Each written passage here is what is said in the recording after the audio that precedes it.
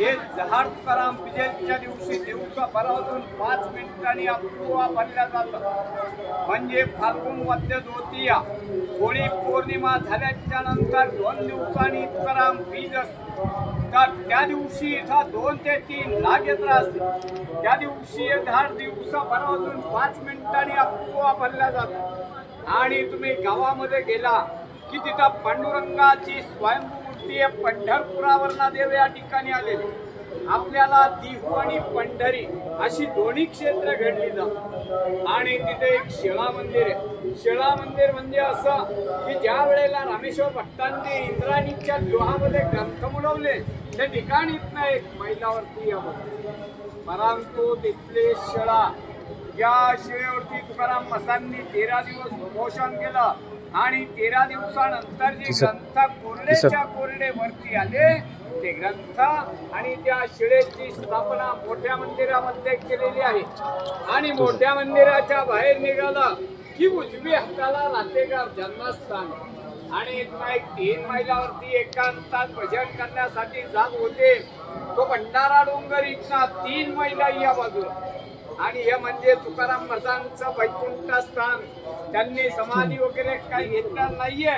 इतिहास सहित वैकुंठाला गेलेत आणि वैकुंठावरना 3 वेळा परत आले। तर संताजी जगनाडांसाठी कसे आले?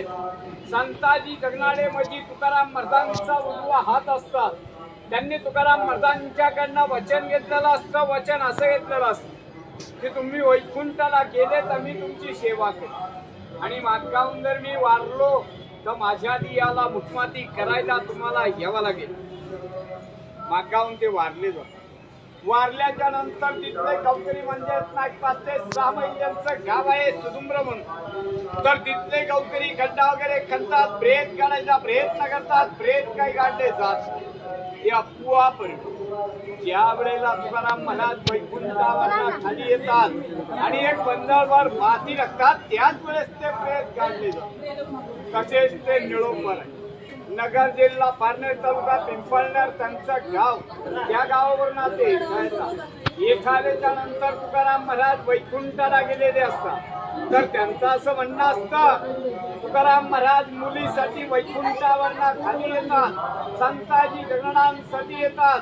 तर माझ्यासाठी काय येऊ शकत नाहीये, मी त्यांचा शिष्य आहे म्हणून ते या झाडाखाली बसून 42 दिवस उपोषण करतात। तर त्यांचे 42 दिवस उपोषण पूर्ण झाल्याच्या नंतर त्यांना स्वतः पांडुरंग भेटतात। ते पांडुरंगाला अभंगाद्वारे असे म्हणतात, येथे तुझा लागी बोलाविले कोणी प्रथुल्या वाचून आला शिका, निळा म्हणे आम्ही न ओळखीचे देवा तुकयाचा धावा कर। मी तुकाराम महाराजांचा धावा केलेला आहे, तू धावा केलेला नाहीये, तुला मी ओळखत नाहीये, तू इथे आला कसले असे निळोपर आहेत पांडुरंगाला म्हणतात। नंतर पांडुरंगाला प्रश्न पडतो, तुकाराम महाराजांना वैकुंठावरला खाली पडवतात। तशीच त्यांची मुलगी भागीरथी तुकाराम बीज झाल्याच्या नंतर 3ऱ्या दिवशी रंगपंचमी असते। वडील वैकुंठाला गेल्याच्या नंतर ती 3ऱ्या दिवशी सासरीवरनं येते। वडील बिगर विचारता वैकुंठाला जातात म्हणून ती आपल्या देहाचा त्याग करते। त्याग करून आत्महत्या करायचा प्रयत्न करते। तर त्यावेळेला आत्महत्या करायचं साधन म्हणजे इंद्राणीच्या डोहामध्ये उडी मारणे। तर ती इंद्राणीच्या डोहामध्ये उडी मारते। उडी मारल्याच्या नंतर पांडुरंग स्वतः मत्स्य अवतार धारण करतात आणि तिला ते वरचेवर टाकतात। मारल्याच्या नंतर रंगपंचमीच्या दिवशी तुकाराम महाराजांची आणि मुलीची भेट होती।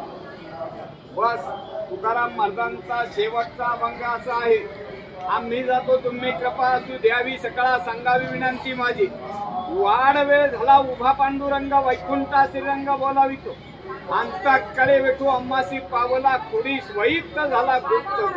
बोला तुकाराम महाराज की जय।